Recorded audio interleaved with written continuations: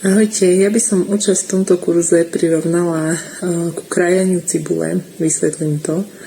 A síce, že pri tom krajaní musíte najprv ošúpať všetky tie nepotrebné vrchné vrstvy, ktoré sa nedajú použiť a nie sú vlastne na nič dobré, aby ste sa dostali k tomu jadru, k tomu využiteľnému a síce v tomto prípade k tomu tej nejakej vlastnej autenticite, k vlastným túžbám, preferenciám, k tomu, kto som, kto nie som, čo chcem, čo nechcem.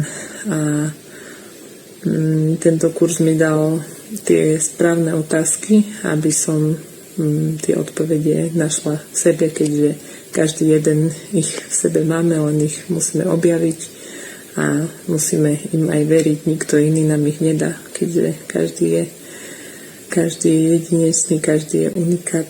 Takže je to cesta náročná, je to cesta dlhá, netrvá to 15 týždňov, trvá to oveľa dlhšie, ako aj pri tom krajni cibule si človek niekedy poplače, niekedy to nie je úplne príjemné, ale je to základ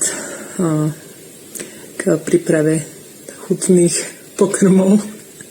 Takže asi tak, ľudne by sa tento kurz mohol volať aj spokojná v živote, nielen spokojná v práci, podľa mňa. Takže asi tak.